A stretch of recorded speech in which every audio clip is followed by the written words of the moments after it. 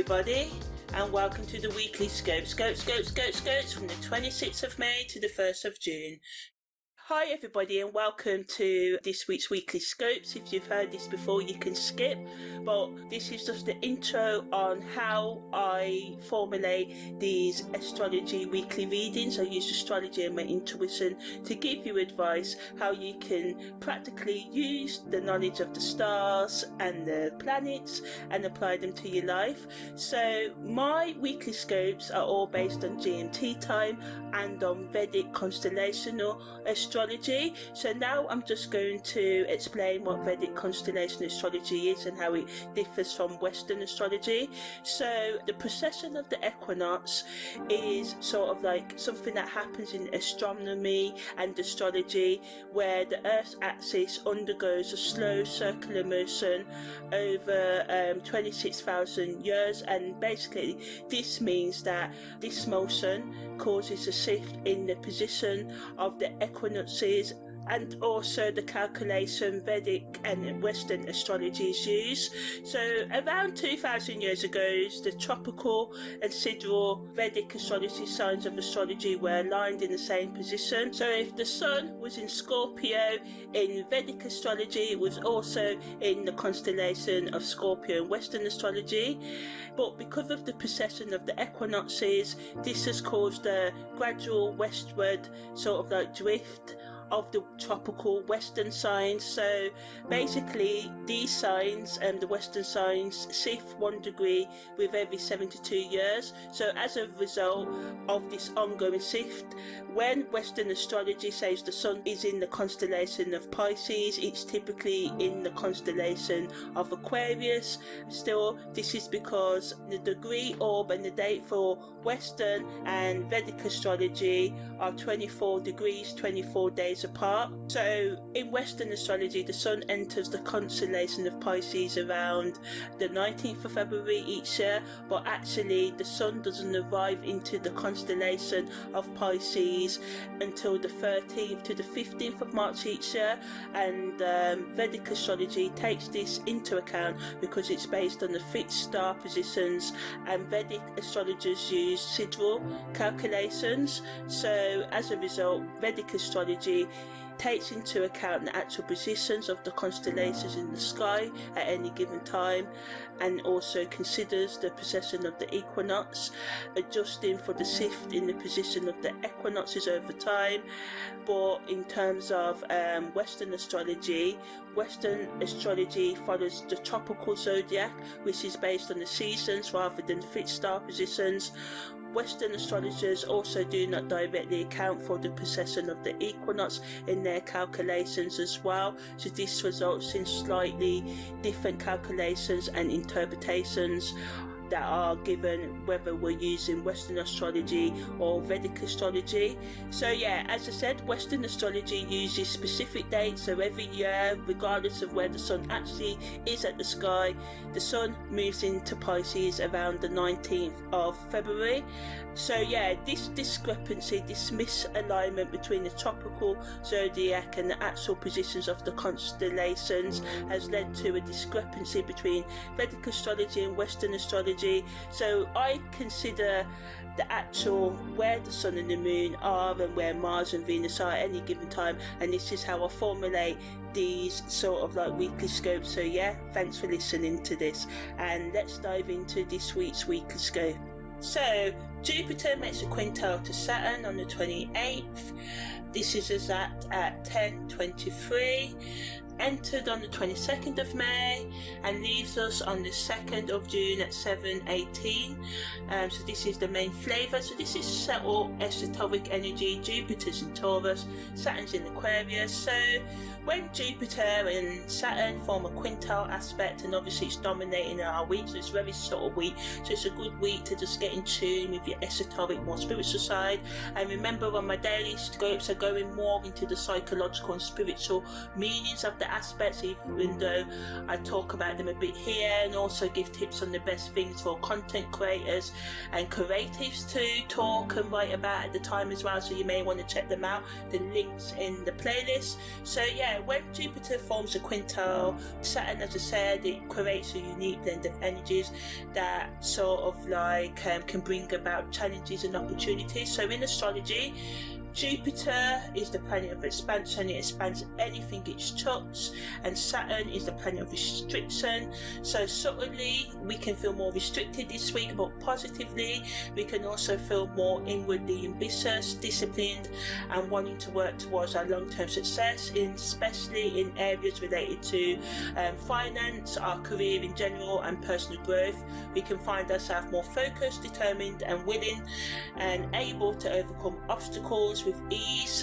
It's a period where hard work pays off and strategic planning is rewarding. So think this week, think before you act and react, and think before you speak and respond. So yeah, negatively it can bring a clash between tradition and innovative approaches, leading to inner tension or internal conflicts, as it sort of like can lead to inner tension or external conflicts. It can create a struggle between wanting to break free from limitations, represented by Saturn being in Aquarius, and the need for stability and structure, represented by Jupiter being in Taurus. So this is a good place for Jupiter. So yeah, you know, Jupiter in Taurus, keyword is manifest. So this is all about taking the next year or so while Jupiter's in Taurus to manifest and bringing your best life, basically finding the balance between these opposing forces. So the needs of breaking free between farm limitations and the need for stability is key to navigating this transit effectively. The best use of this energy is to embrace change while staying grounded in reality. So for example, some of you may do well in financial investments right now. It's a good energy to take calculated risks and maintain a strong foundation and follow the structured plan. It's a time to blend being innovative with tradition, creativity with practicality, to achieve the best results by being open to new possibilities while honouring tradition and established sort of like principles. And that doesn't mean don't think outside of the box, because that's what Saturn in Aquarius wants us to do, but think outside of the box in a disciplined way. And this is how we can make the most of this energy this week. On the 26th of May there's nothing to report. On the 27th of May the moon enters void, of course, at 4:37 a.m. also enters its disseminating moon phase at 6:44 a.m. The moon also enters Capricorn at 11:35 a.m. and the sun makes its exact semi-square with Chiron at 10:55 p.m. So during the disseminating moon phase we may be kind of like feel compelled, obliged to share our knowledge and experiences with others. It's a good time for spreading wisdom and insights gained during the full moon phase. Positively, this transit can help us connect with others on a deeper level, and it just provides the energy for us to understand and communicate more easier with ourselves and others. But negatively, the disseminating moon can make us more prone to oversharing or being perceived as being preachy. So it's essential to strike a balance between sharing our wisdom and respecting other people's boundaries. Kind of story of my life, but anyway. Moon also enters Capricorn. We are encouraged to take a practical, more disciplined approach to our emotions and goals. It can make us feel more responsible, more ambitious, pushing us to work hard towards our aspirations. It's an excellent energy for setting long-term plans and focusing on career and our personal achievements as well. But the moon in Capricorn can also make us more emotionally reserved and overly focused on material success. So it's crucial to remember to nurture our emotional well-being and not let practical concerns overshadow our feelings and relationships. The sun semi-square to Chiron signifies a period where we may also face challenges related to healing our emotional wounds and addressing deep-seated insecurities, especially ones that are to do with asserting our personal power and being who we truly are as well, and It can also, just stir up emotional triggers, pushing us to confront unresolved issues. So it may not be comfortable, but whatever happens now is working towards us, healing. It encourages us to acknowledge our vulnerabilities, our pain and suffering, and seek ways to transform our pain into growth. Although we may feel uncomfortable right now because of past hurts or past memories of things that happened in the past comes up, it's a profound opportunity for inner healing and transformation. It's a time to prioritise our self-care, seek support from others, and engage in therapeutic practices that promote your self-healing and understanding and forgiveness and acceptance and all that jazz as well. So combine today's energies wants us to take a practical steps towards our goals and confront our emotional wounds.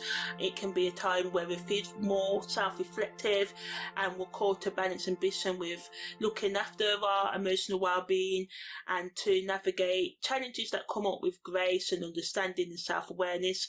And as you strive for success and work towards reaching your goals, it's important to remember the importance of respecting your boundaries and nurturing your inner selves.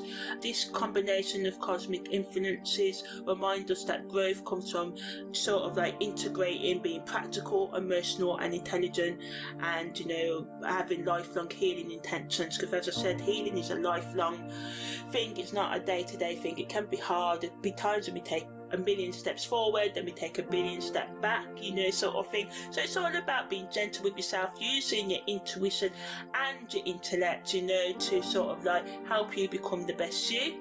On the 28th of May, Mercury makes a sextile to Saturn, and Jupiter's quintal to Saturn is exact at 10:23, and I talked about it because it's the overriding aspect of this week at the beginning of the audio. So yeah, Mercury's sextile to Saturn, so Saturn's involved again. So it just allows us to bring more structure to our communication. It allows for clear, practical thinking and effective communication in a disciplined manner. This is a great time for editing, planning, organising and attending to details with precision. On the flip side, there can be an over-emphasis on being pessimistic, on being rigid and unflexible in our thought and communication processes right now, and this can get in the way of being creative and flexible in our problem solving. So it's crucial to guard against being too critical of yourself and others and being too cautious during this transit. So yeah, check the facts, don't just believe everything that you hear, but also be open to new ideas as well. You never know what you may find with this energy. The best use of this energy is to concentrate, strategically think. So this week is really about, we're kind of halfway through the year now, and this energy can really think we've got 6 months left.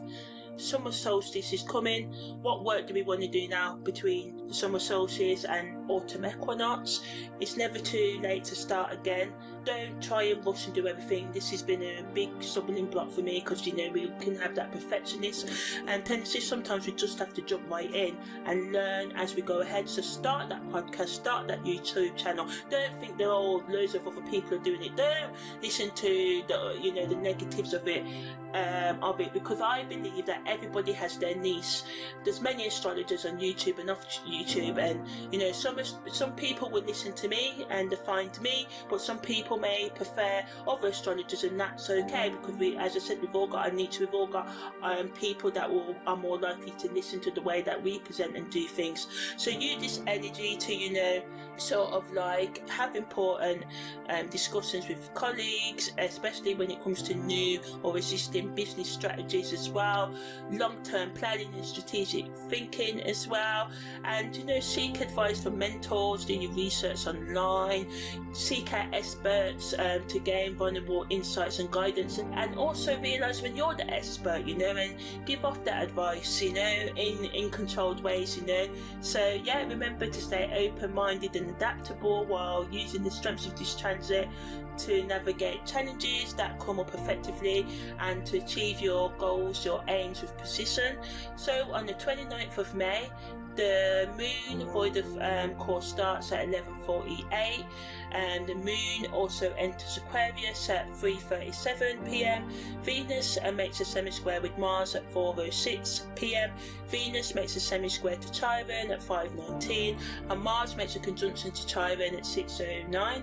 So when the moon enters Aquarius, it allows us to be more detached. We can be more generous and focus on humanitarian, social activism, sort of, social enterprising, charity and stuff. So the best use of this energy is to tap into your originality. It helps us with problem solving, but it can lead to a sense of us being kind of aloof and unpredictable in relationships. So just make sure, if you want space and stuff, just say you want space and stuff rather than just shutting people out, to reduce any conflict. Venus is semi-square to Mars can add to the tension because it brings tension between love and desire, and this can lead to conflicts and power struggles in our relationships. So on the bright side, it can make us feel more excited.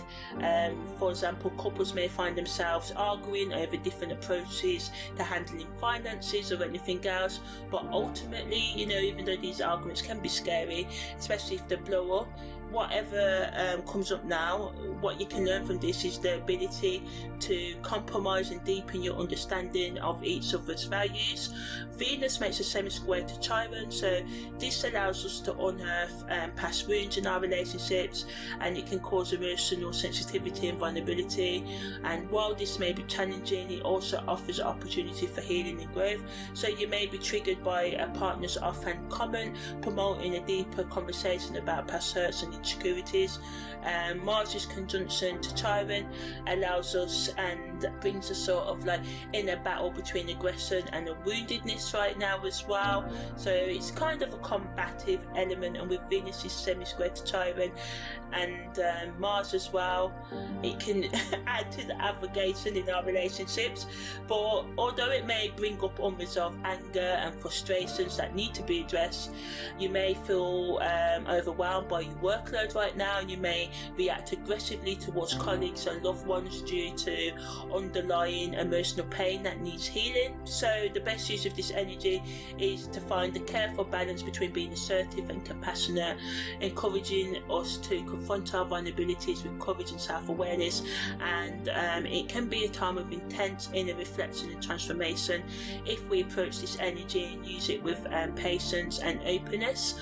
On the 30th of May, Mercury makes a semi-sextile to Chiron at 5:25 a.m. Mercury makes a semi-sextile to Mars at 12:54 p.m. The moon enters its last quarter moon phase at 6:13 p.m. and the moon's north node goes direct. So Mercury semi-sextile to Chiron allows us to communicate with more empathy and understanding, allowing us to work through our wounds and connect on a deeper emotional level. So sort of combating yesterday's aggressive energy, so we can find ourselves having more heart-to-heart conversations with friends or lovers, offering them support and comfort. On the other hand, it can bring communication challenges due to the clash between logic and action-oriented energy. So it can add to the conflicts of the week on the negative end as well, and people can become aggressive with their words and just get frustrated while trying to be assertive, but it can come across as passive-aggressive or full-on aggressive. So just mind how you say and do things. It's essential to take a step back and approach discussions with a calm and balanced mindset, although it may be hard to do because of Mars's influence. The last quarter moon wants us to evaluate our progress and make necessary adjustments before moving forward. Some of you may feel compelled to review your recent achievements and setbacks, and this energy allows us to be more strategic and more effective with future planning. The moon's north node encourages us to embrace new experiences and step outside of our comfort zones and fulfill our higher calling, and it may bring encounters that are fated but are pushing us towards our personal growth and evolution, although it may be a bit unnerving. You may want to escape right now from the lessons that the universe is trying to sort of like teach you, but try and just be open-minded and embrace whatever happens. So yeah, and just sort of like just have more courage and conviction and have more faith in yourself and in the unknown, even though it can be scary to trust in better. So yeah, on the 31st of May, Mercury makes a conjunction to Uranus Uranus. Mercury enters Taurus, and the moon sort of like goes void of course at 9:24 a.m. Mercury enters Taurus at 7:46 a.m. and Mercury's conjunction with Uranus is at 6:54 a.m. and then the moon enters Pisces at 6:41. So yeah, Mercury's finally in another sign. Actually, I'll just be honest, I'm recording this in March, and I'm just, the retrograde's about to start, and I think Mercury's in Aries right now. Well, it's about to go into Aries, I think, and it's going to go in Pisces, so it just seems like it's been there for a long time, because I'm so excited. Yeah, so anyway, Mercury's conjunction with Uranus can make us more innovative, quick thinking, and sharpen our communication. It can spark insights and breakthroughs, but it can also lead to scattered thoughts and impulsive decisions if not balanced. Mercury entering Taurus allows us to do practical thinking over the coming month, brings more stability to our communication, and we can focus on more tangible results. It encourages us to be more deliberate in the things that we say and do, have patience in our decision making, and we can have more of a preference for tradition over experimental approaches, especially in communication right now.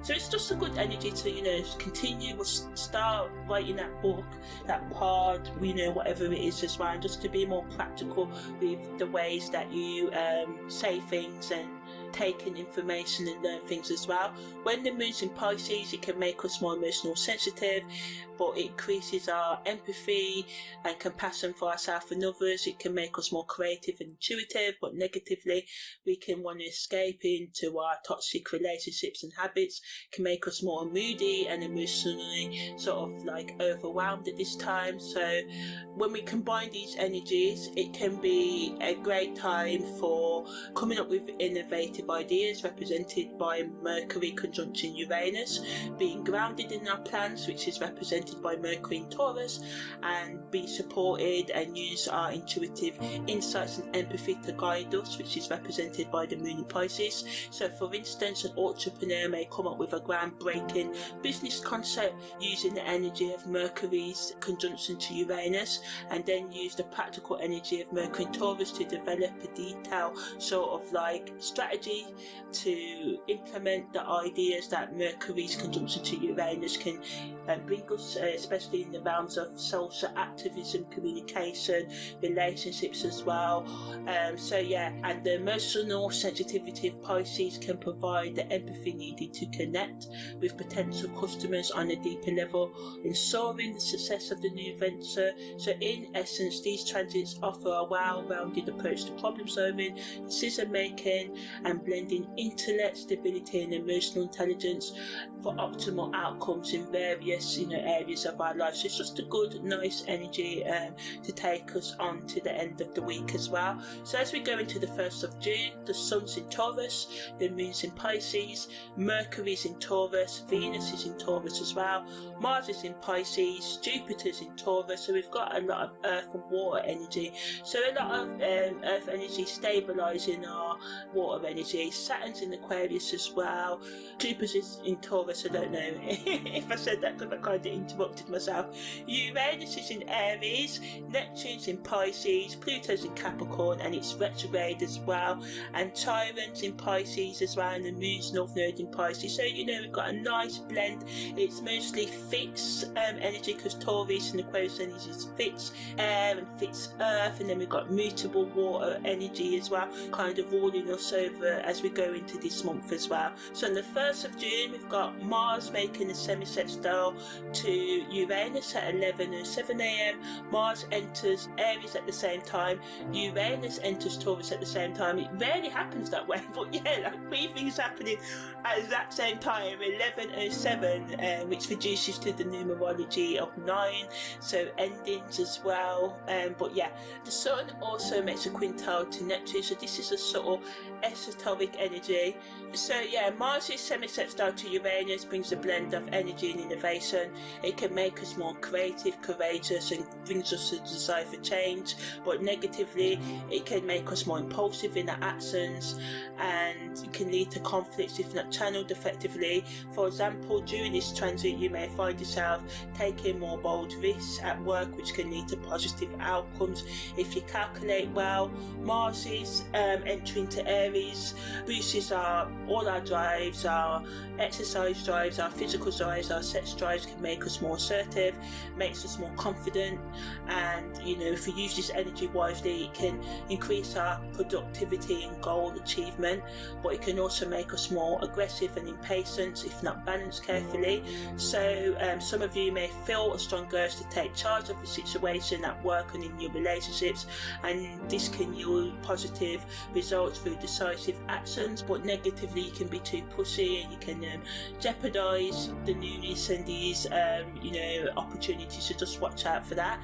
Uranus entering Taurus, yay! It's been in Aries for a while, and I know in Western astrology it's already in Taurus, but yeah, in constellational, Uranus is actually moving into the constellation of Taurus today. So it allows us to bring more stability to our finance areas of life, to our change area of our life as well. It can make us more innovative in breaking free from stagnant thought, behaviour and relationship patterns as well. But negatively, it can create upheavals if we're not flexible and if we're not open as well. So we may experience sudden changes in our financial situation and material possessions, prompting us to reassess our values and approach to security. So it's going to be here for the next 5 years or so, and I've done a special, so check out a playlist on that, look at the karmic meanings, how it's going to affect our relationships, and go into it in depth as I do. The Sun makes a subtle quintile with Neptune, so it signifies a harmonious blend between creativity and intuition. It can enhance our spiritual insights, artistic plans and compassionate actions, leading to deeper connections with the subconscious mind and the higher realm. So it's a good sort of energy to take grounded exploration into the psychic realms and your intuition. You may find yourself drawn to being more creative and being inspired by your inner visions and dreams right now, and this can result in profound and meaningful self-expression and conversations and experiences and stuff. So yeah, I hope you guys have a good week. Thanks for listening to me. Please remember to like, share and subscribe if you like my content. This helps me. And also check out my daily scopes for more day-to-day analysis that can keep you on track as you holistically do the work to balance the emotional, psychological and spiritual, physical, financial areas of your life. So yeah, that was the weekly scopes from the 26th of May to the 1st of June. Take care and see you next time.